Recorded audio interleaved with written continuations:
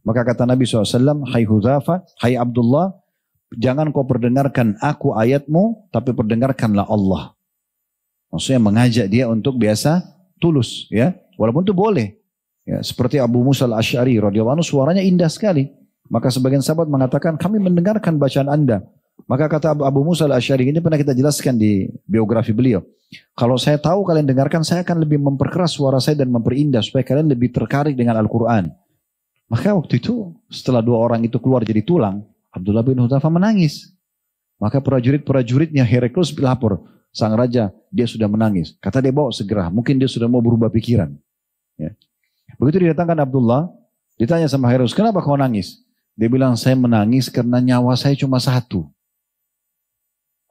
Jadi nanti kamu lempar saya di air itu, hitungan saat saya mati. Sayang, saya berharap saya punya nyawa sejumlah helai rambut saya.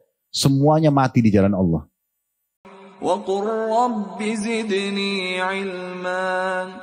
Pada hari ini insya Allah kita akan bahas figur yang luar biasa yang bernama Abdullah ibn Hudzaifah radhiyallahu anhu. Nama yang jarang dikenang oleh kaum muslimin. Atau mungkin jarang bahkan disentuh kisahnya. Ya di pesantren-pesantren, di TPA, padahal sebenarnya harus ditanamkan dalam diri setiap muslim, terutama di masa-masa kita sekarang dengan kejadian teman-teman kita di Gaza, di Palestina yang dibombardir. Sedikit bisa kita katakan sedikit sekali, bahkan mungkin tidak ada kaum muslimin yang bergerak untuk membantu secara jasad, yang ada mungkin membantu makanan, doa. Ini kalau terjadi di masa Nabi SAW, di masa sahabat mustahil. Tidak akan dibiarkan satu muslim tertumpah darahnya.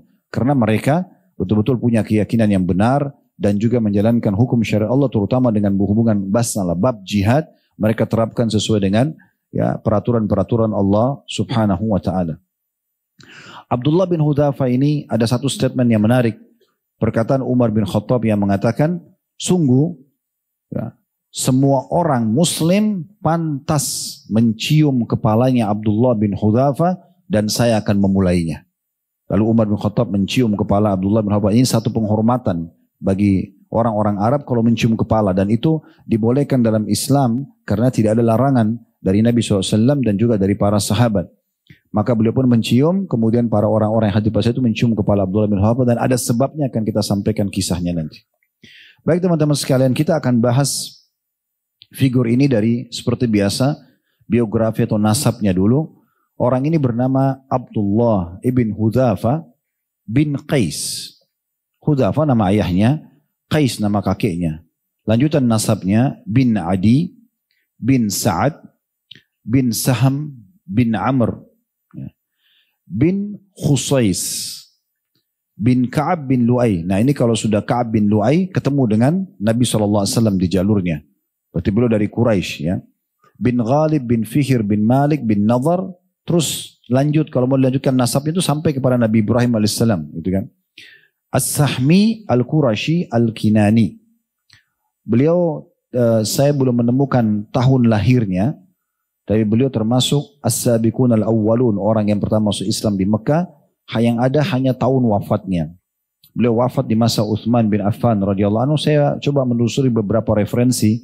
Berbeda pendapat ulama tentang wafat beliau. Karena Uthman bin Affan berkuasa dari tahun 23 sampai 37 atau 38. Maka di tahun ada yang mengatakan meninggalnya Abdullah bin Hudzaifah di tahun 28. Ada yang mengatakan tahun 33. Ya. Salah satu daripada kedua itu dan beliau mati di wilayah Mesir setelah menjadi gubernur di satu wilayah namanya Iskandaria. Atau satu kota bernama Iskandar. Nanti kita ceritakan masalah itu insya Allah. Ibu beliau, ibunya bernama Tamimah binti Harthan. Tamimah binti Harthan dari kabilah Al-Harith bin Abdul Manat. Ya. Orang ini teman-teman sekalian kita akan coba mulai dari kisahnya. Ya, juga belum dinukil tentang ya, bagaimana dia masuk Islam secara khusus ya. Tetapi yang banyak diceritakan setelah beliau masuk Islam. Ini disebutkan oleh sebagian ulama beliau as-sabiqun al-awwalun berarti orang-orang yang pertama sekali masuk Islam.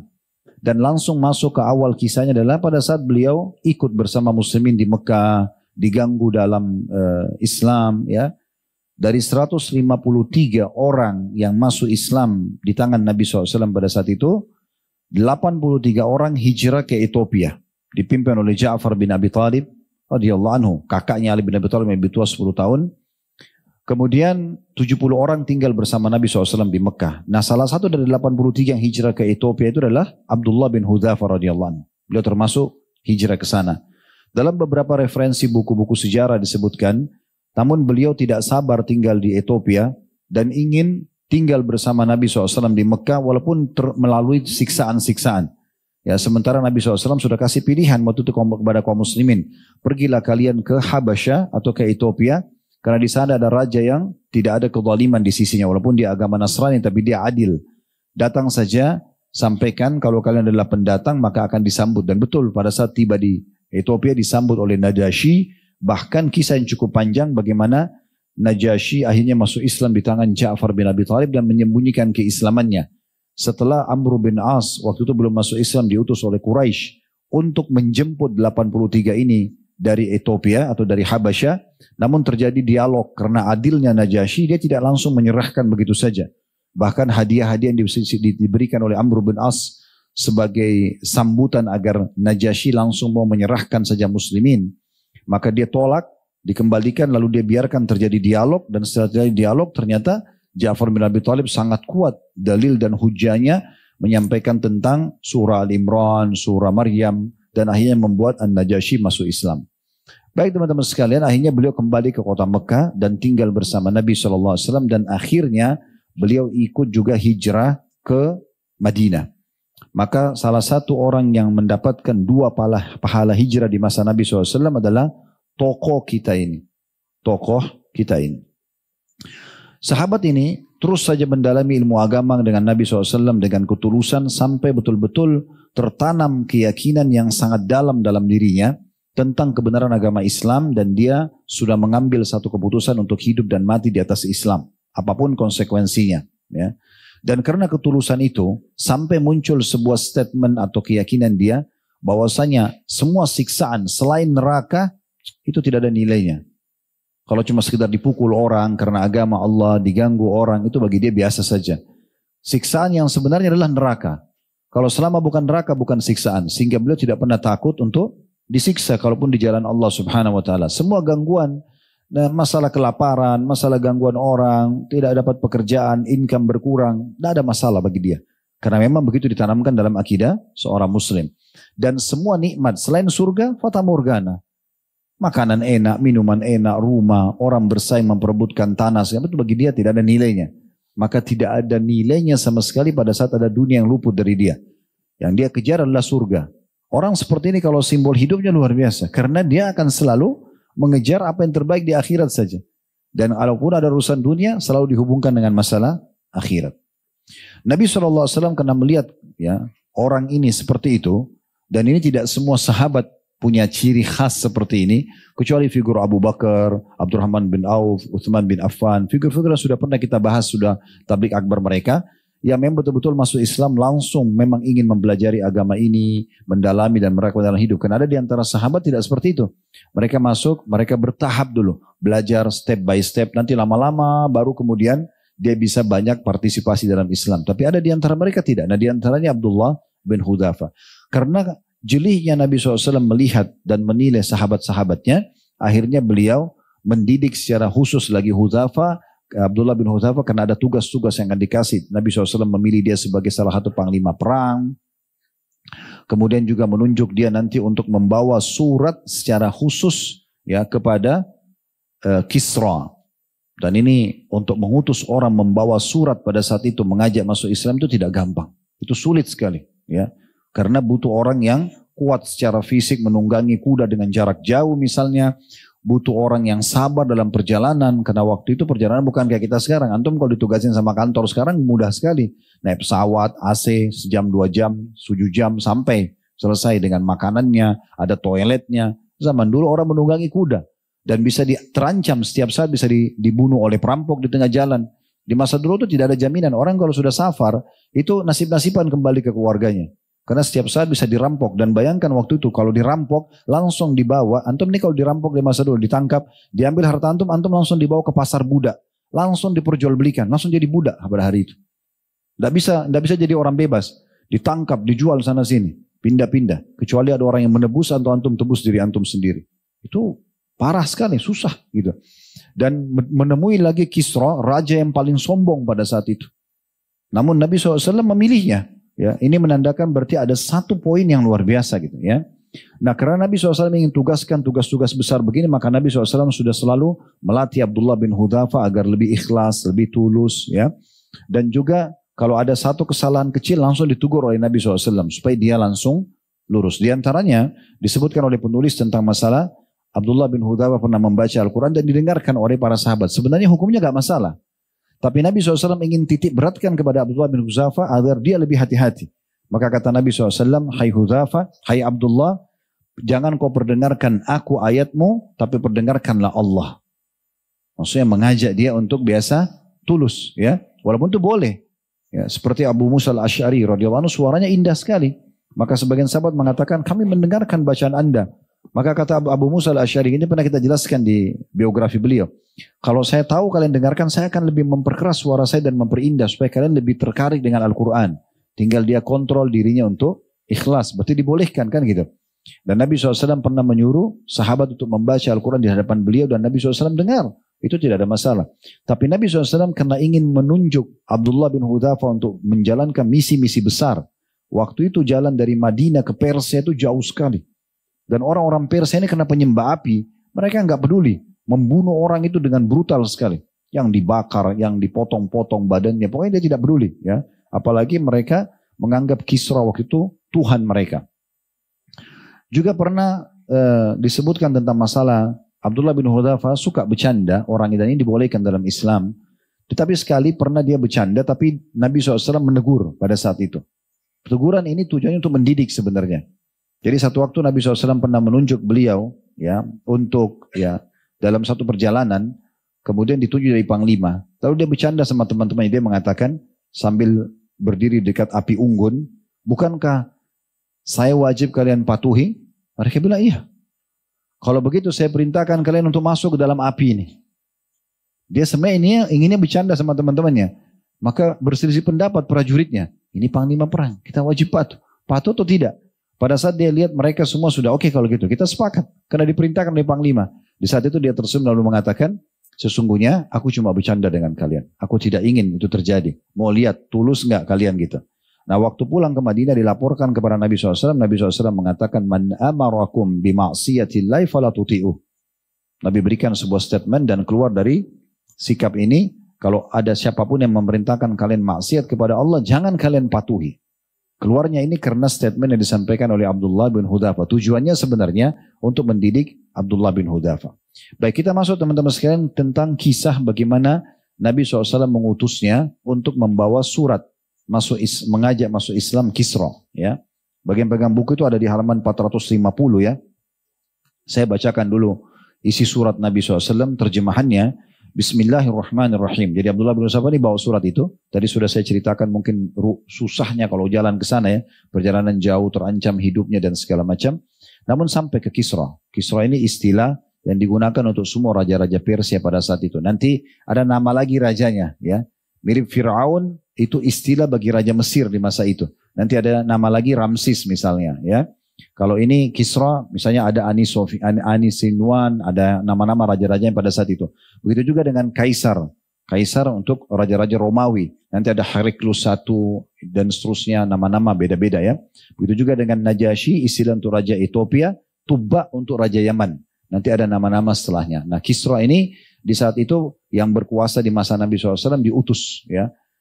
Nabi SAW mengutus Abdullah bin Hudzafa untuk membawa surat. Dan orang ini sangat kejam. Terkenal di masa itu. Lalu sampailah surat itu dan berbunyi Bismillahirrahmanirrahim gitu ya. Dari Muhammad utusan Allah kepada Kisra pembesar Persia. Salam sejahtera atas siapa yang mengikuti petunjuk dan beriman kepada Allah dan Rasulnya serta bersaksi bahwasanya tidak ada ilah yang berhak disembah dengan benar melainkan Allah semata, tidak ada sekutu baginya, dan bersaksi bahwasanya Muhammad adalah hamba juga utusannya. Aku mengajakmu dengan ajakan Allah sebab aku adalah utusan Allah kepada seluruh manusia untuk memberi peringatan kepada orang-orang yang hidup hatinya dan supaya pasti ketetapan siksaan terhadap orang-orang yang menolak atau kafir. Jika engkau masuk Islam, maka kamu akan selamat, dan jika kamu menolak, maka dosa-dosa orang-orang majusi, penyembah api pada saat itu, ditimpahkan kepadamu. Maka surat ini ringkas begitu. Setelah itu, Kisra marah, dan dia langsung merobek surat Nabi SAW. Tentu di waktu Nabi SAW dengar, Nabi mengatakan, mazzaka risalati mazzakallah mulka. Dia merobek suratku, maka semoga Allah merobek-robek kerajaannya. Ya. Dan ini kalau kita kembali lagi mengingat di masa lahirnya Nabi SAW, sempat apinya orang majusi padam. Sungai Sawa namanya, yang mereka kultuskan, mereka seperti kalau sungai Gangga di India sekarang gitu kan, dikultuskan itu hilang airnya. Jadi mereka tidak bisa lagi taruh sesajen di sana dan segala macam. Dan ada 14 balkon ya, di istana Kisra itu rubuh. Nah waktu itu Kisra yang berkuasa di masa lahirnya Nabi bertanya kepada para peramal-peramalnya waktu itu, apa maknanya ini? Mereka bilang berarti tersisa 14 raja Kisra yang kemudian habis itu hancur kerajaan ini. Dia pikir 14 raja masih lama. Ya, kata para ahli sejarah, itu ternyata bukan kita benarkan ramalannya, tapi terjadi setelah orang itu meninggal, si Raja Kisra itu anak-anaknya berselisih pendapat, ini sudah kami jelaskan dalam kajian Sirah Nabawi, dan akhirnya dalam waktu 1 tahun atau 2 tahun saja sudah berkuasa sekitar 7-8. Ya.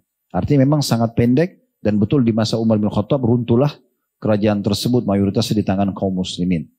Baik, sampailah surat itu karena dia marah dirobek.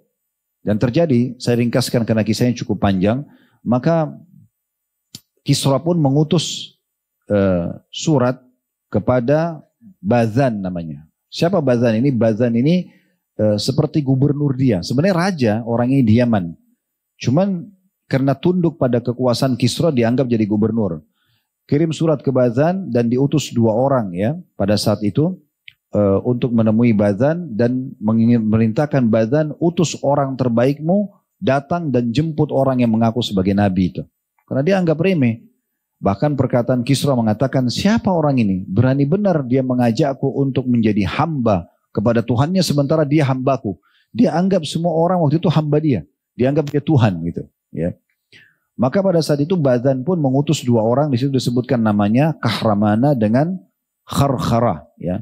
Tapi nama tidak terlalu penting untuk kita tahu. Cuma memang 2 nama ini disebutkan oleh penulis dinukil di halaman 451 di paragraf awalnya ya.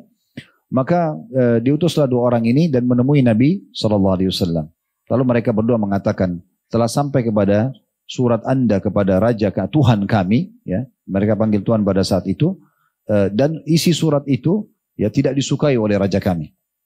Maka Raja kami meminta, atau Tuhan kami meminta agar engkau mematuhinya. Dan engkau tahu kalau engkau patuh, maka dia akan memuliakanmu. Tapi kalau engkau durhaka, maka engkau tahu dia bisa membinasakanmu dan seluruh negerimu ini. Waktu itu Nabi SAW waktu dengar, karena diterjemahkan pakai bahasa Persia. Waktu diterjemahkan, Nabi SAW melihat orang-orang ini ternyata kumis mereka tebal sekali. Dan mereka memotong jenggotnya. Gitu kan. Terus Nabi SAW tanya pertanyaan pertama, siapa yang suruh kalian begini penampilannya? Karena kumisnya sangat besar, gitu, tebal sekali, disengaja, sampai melingkar-lingkar. Gitu, ya. Maka kata mereka, Tuhan kami yang suruh, maksudnya Kisra. Peraturannya harus begitu, kumis tebalin, jenggotnya dipotong. Kata Nabi SAW, sungguh buruk perintah itu. Sesungguhnya aku diperintahkan oleh Tuhanku untuk mencukur kumis dan membiarkan jenggot. Itu awal keluarnya hadis tentang cukur kumis dan jenggot itu dari kisah ini. Ya, dari kisah ini. Maka pada saat itu teman-teman sekalian, maka Nabi SAW mengatakan, berikan aku waktu, kembalilah kepadaku esok hari. Maka mereka pergi, lalu mereka kembali besok pagi. Malam harinya Nabi SAW dapat wahyu dari Allah Subhanahu Wa Taala, kalau Kisra yang sedang berkuasa dibunuh oleh anaknya sendiri. Dibunuh oleh anaknya sendiri, dan berita ini terjadi di tempat ini, di waktu ini, disebutkan secara detail. Datanglah 2 orang tadi kepada Nabi SAW besok, lalu Nabi SAW mengatakan, bagaimana kalau saya punya informasi yang penting untuk kalian tahu. Mereka bilang, informasi apa? Semalam sesungguhnya Tuhan kalian itu, Kisra yang besar dibunuh oleh anaknya sendiri. Dan anaknya sekarang berkuasa. Itu terjadi di tempat ini, di waktu ini, dijanjikan oleh Nabi SAW. Keduanya mengatakan, apa kau tahu bahayanya perkataanmu ini? Dia bilang, iya. Apa engkau mau kami tulis, kami laporkan kepada Bazan, dan Bazan laporkan kepada Tuhan kami? Nabi SAW mengatakan, iya. Maka keduanya pun pulang ke Yaman, karena Bazan di Yaman ini tadi yang gubernur yang mengutus, yang disuruh oleh Kisra. Kemudian Bazan ini orang cerdas. Dia mengatakan, dan dia Karena di Yaman itu tuh ada ahli kitab, ada Yahudi dan Nasrani, jadi dia ini punya informasi tentang Allah dan segala macam gitu ya. Tidak asing dengan agama Samawiyah atau agama profetis. Maka dia mengatakan, kalau gitu kita tunggu dulu. Benar gak orang ini bilang? Karena di masa itu tidak ada telepon, orang tidak bisa langsung bilang ini si Raja Fulan meninggal. Kalau sekarang kan di media hitungan detik kita bisa tahu ya. Masa dulu tidak bisa, tunggu 1 bulan. Lama sekali. Maka dia bilang kita tunggu informasinya. Kalau memang benar yang disampaikan berarti orang ini nabi. Dari mana dia bisa tahu? Raja kita dibunuh di waktunya, di tempatnya dan rinci gitu. Maka ternyata betul. Dalam hitungan beberapa waktu setelah itu datang informasi surat dari anaknya si Kisra yang berkuasa sekarang kalau dia betul telah membunuh ayahnya sendiri dan itu karena ayahnya berbuat zalim pada orang-orang ya Persia. Maka semenjak itu Badhan pun masuk Islam. Dan seluruh wilayah pada saat itu yang dikuasai Badhan masuk Islam.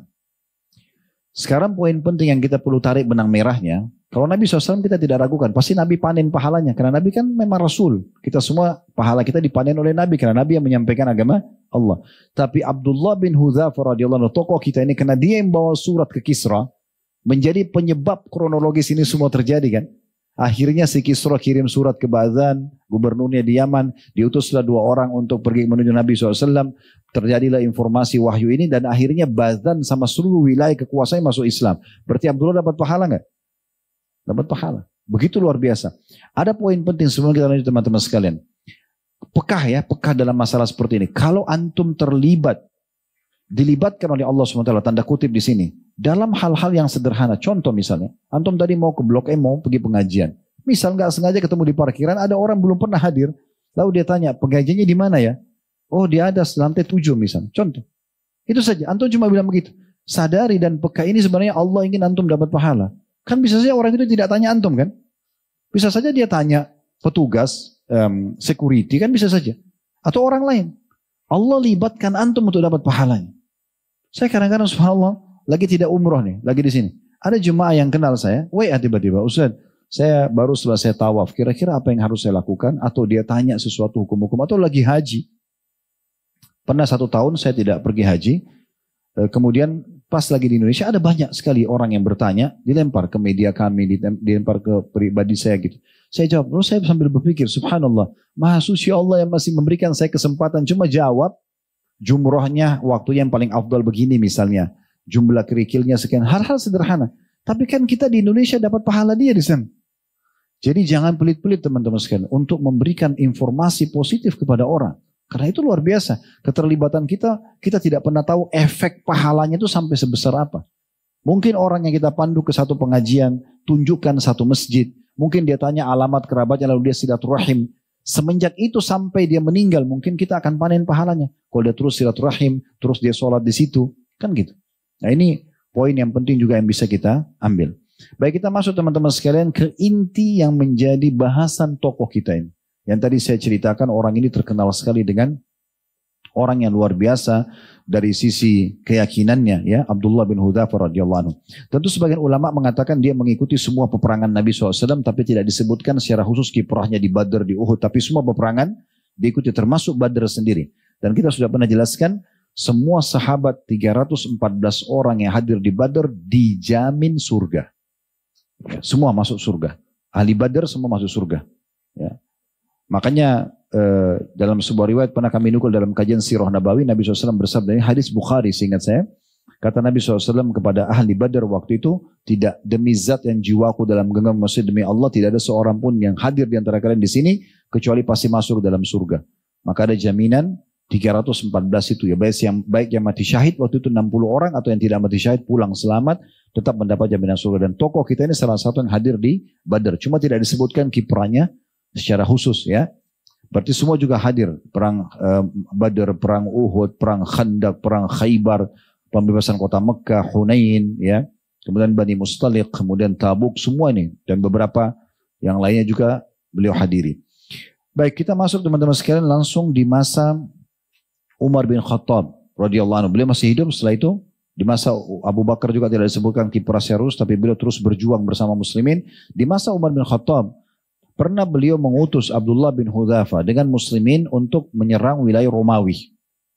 Dan Allah takdirkan waktu itu ratusan pasukan muslimin semua tertawan. Termasuk Abdullah bin Hudzafah itu jadi panglima perangnya, ditawan.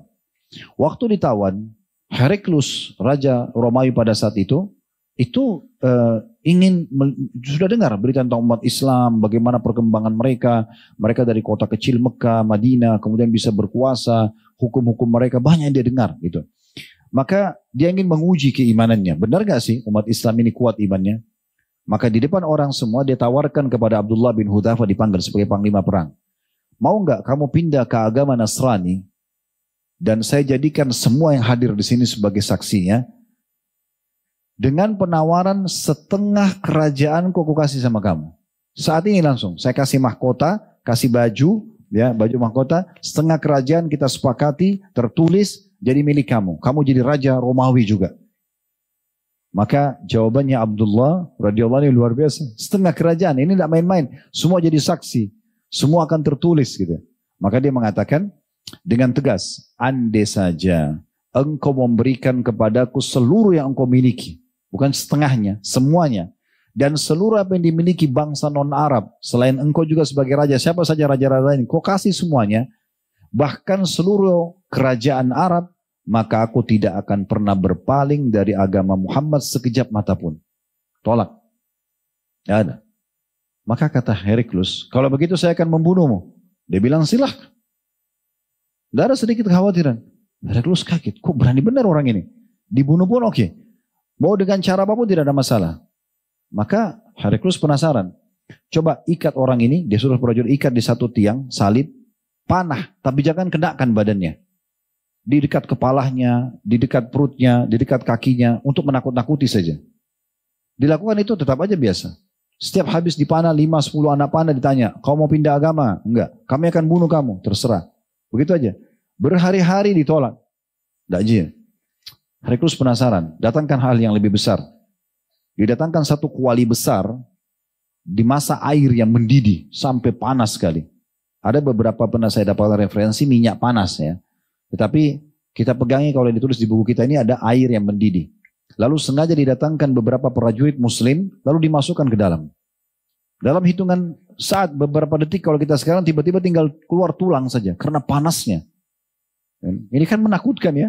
Kita bisa bayangkan depan mata kita orang ditaruh disiksa, langsung ditaruh. Abdullah bin Hudzafah diberdirikan di pas itu dilihatkan. Maka waktu itu setelah dua orang itu keluar jadi tulang, Abdullah bin Hudzafah menangis. Maka prajurit-prajuritnya Heraklius lapor, sang raja dia sudah menangis. Kata dia bawa segera, mungkin dia sudah mau berubah pikiran. Ya. Begitu didatangkan Abdullah, ditanya sama Heraklius, kenapa kau nangis? Dia bilang, saya menangis karena nyawa saya cuma satu. Jadi nanti kamu lempar saya di air itu, hitungan saat saya mati. Sayang, saya berharap saya punya nyawa sejumlah helai rambut saya. Semuanya mati di jalan Allah. Kaget Heraklius, ini orang luar biasa. Dia bukan nangis karena takut lihat air itu. Dia mau dicemplungin segera. Tapi dia nyesal cuma punya satu nyawa. Dia berharap jutaan nyawa semua dicemplungin di situ. Tidak apa-apa mati di jalan Allah. Maka Heraklius dalam satu riwayat. Dia mengatakan kepada prajurit-prajuritnya. Penjarakan orang ini. Jangan kasih makan dan minum. Dan ikat di satu tiang. Dan satu tangannya diikat, kakinya diikat. Cuma satu tangannya yang boleh terlepas. Sehingga dia bisa, hanya itu yang dia bisa pakai kalau makan minum. 3 hari 3 malam gak dikasih makan, gak dikasih minum. Dan ditaruh di hadapan dia babi yang sudah dimasak sama minuman keras khamr. Dalam kondisi kelaparan. Tidak sedikit pun disentuh. Setiap saat diintip oleh prajurit Romawi gak dilihat, disentuh sama dia. Sampai badannya lemas. Maka sebagian prajurit mengatakan kepada Heraklius, sungguhnya raja kalau anda biarkan dia akan mati. Anda tidak akan dapat informasi apa-apa dari orang ini. Karena dia tidak menyentuh sedikit pun khamr itu. Tidak menyentuh sedikit pun babi itu. Babi itu dimasak sedemikian rupa masakan kerajaan dengan bumbu yang enak, itu kecium baunya yang supaya dia tertarik. Dalam kondisi lapar ya. Terus dikeluarkan. Heraklius tanya, kenapa kau tidak makan? Dia bilang, saya tidak akan membuat kau bahagia dengan melihat kehinaan terhadap pelanggaran agamaku. Walaupun aku sudah halal untuk minum khamr dan makan babi itu karena aku akan meninggal dunia. Tapi aku tidak akan mencoreng kehormatan agamaku. Heraklius sudah bingung. Mau diapakan lagi orang ini? Nggak ada solusinya. Maka karena dia bingung dan dia takut, dia malu nanti di depan para pejabat-pejabatnya, lalu dia mengatakan, mau nggak kamu mencium kepala saya? Hanya itu saja. Itu bentuk penghormatan di masa itu ya. Kalau kau cium kepala saya akan bebaskan kamu. Kata Abdullah, mau. Tapi dengan syarat, bebaskan semua tawanan umat Islam. Maka kata Heraklius, baik. Kemudian dia cium kepala Heraklius, dibebaskan semua tawanan ratusan muslimin lalu pulang ke Madinah. Inilah sebabnya kenapa Umar tadi berkata, setelah dengar cerita itu, pantas setiap muslim mencium kepala Abdullah bin Hudzafah karena kekuatan iman dan keyakinannya. Raja berkuasa di satu tidak bisa menaklukkan keislamannya dan juga dia bisa menyelamatkan ratusan tawanan muslimin. Maka Umar pun mencium kepala dia. Ini luar biasa keimanannya. Kemudian dalam riwayat yang lain disebutkan, Heraklius tidak hanya sekedar melepaskan dia, tapi melepaskan sekitar 300 tawanan muslim waktu itu, tapi menghadiahkan kepadanya 30.000 dinar emas. Juga 30 pelayan laki-laki dan 30 pelayan perempuan. Imam Az-Zahabi rahimahullah menanggapi tentang kisah ini. Beliau mengatakan, ada disebutkan di halaman 461 ya, mungkin saja sang raja ini telah masuk Islam secara sembunyi-sembunyi karena melihat kekuatan imannya Abdullah bin Hudzafah. Hal itu ditunjukkan dengan sikapnya yang berlebihan dalam memuliakan Ibnu Hudzafah. Demikian pula pendapat tentang Heraklius ketika menawarkan kepada kaumnya untuk masuk Islam. Jadi Heraklius ini ada Heraklius 1, 2, 3 dan seterusnya. Heraklius yang hidup di masa ini bukan Heraklius yang dibahas yang pernah Nabi kirim surat juga. Kita flashback lagi kembali. Beberapa waktu di saat Nabi SAW masih hidup, waktu beliau kirim surat kepada Kisra, itu juga sempat kirim surat ke Heraklius, tapi bukan raja ini, Heraklius yang lain, Kaisar Romawi. Itu masuk Islam ternyata. Tapi karena takut kehilangan kerajaannya, maka dia murtad dari agama Islam. Dia keluar lagi. Waktu dia kumpulkan para pendeta-pendeta dan pasturnya waktu itu, dia tawarkan Islam segala macam, mereka menolak. Bahkan mereka mau memberontak. Maka dia mengatakan, saya cuma uji iman kalian. Padahal sebenarnya dia sudah masuk Islam, lalu dia murtad. Ya. Lalu dia bilang sama utusan Nabi SAW, kalau kau pulang sampaikan kepada Nabi SAW, saya sudah masuk Islam. Ya. Dan kalau seandainya saya berada di sisinya, saya akan mencuci kakinya, menghormati Nabi SAW. Maka begitu sampai kepada Nabi SAW, Nabi mengatakan dia telah berdusta. Dia memilih ya dunia daripada akhirat. Dia mau mempertahankan kerajaannya, maka dia murtad dari agama Islam. Dan ini sebab utama kenapa peperangan terakhir Nabi SAW namanya Perang Tabuk. Ya. Setelah pembebasan kota Mekah tahun 8 Hijriah, kemudian Perang Hunain melawan suku Hawazim, Nabi SAW membentuk pasukan besar. Ya, 30.000 orang menyerang wilayah Tabuk. Nah itu wilayahnya Heraklius yang murtad itu. Dan waktu itu Nabi SAW membawa 30.000, di dalam benteng musuh ada 250.000 pasukan. Tapi mereka tidak berani keluar menghadapi Nabi SAW. Karena Heraklius bilang sama prajuritnya, saya tahu ini Nabi. Kalau kalian keluar pasti kalah. Kerajaan kita dikuasai, udah jangan hadapin. Maka tidak ada satupun prajurit Romawi yang keluar. Nah ini rentetan ya, kisah sebelumnya ya. Nah kata Imam Az-Zahabi, kemungkinan besar yang terjadi pada Heraklius ini, terjadi pada Heraklius sebelumnya. Yang sempat masuk Islam, gitu kan, secara sembunyi-sembunyi. Beliau mengatakan demikian pula pendapat tentang Heraklius ketika menawarkan kepada kaumnya untuk masuk Islam. Lalu ketika ia khawatir terhadap sikap mereka, ia pun berkata, aku hanya ingin menguji keteguhan kalian dalam berpegang kepada agama kalian. Tetapi tidak dinukil lagi kisah kepada kita lanjutannya tentang apakah Heraklius ini betul-betul masuk Islam atau tidak. Kalaupun dia masuk Islam, bagaimana nasibnya setelahnya tidak tahu. Ya. Ini cuma ijtihad dari Imam Az-Zahabi rahimahullah setelah melihat begitu luar biasanya ya perjuangan atau begitu rasanya peduli daripada Heraklius memberikan hadiah yang banyak, sangat luar biasa. Dikasih 30.000 dinar emas, dikasih 30 pelayan laki-laki, pelayan perempuan, dibebasin 300 tawanan muslim. Padahal kan bisa saja tidak dikasih semua itu kan. Dia bunuh aja selesai. Ini menandakan ada sesuatu kemungkinan karena dia masuk Islam. Baik, selanjutnya itu disebutkan oleh penulis tentang masalah perjuangannya di masa Umar bin Khattab. Umar bin Khattab juga mengutus setelah ya selamat dari Romawi ini, juga mengutus beliau bersama Amr bin As di tahun 20 Hijriah untuk menembus Mesir.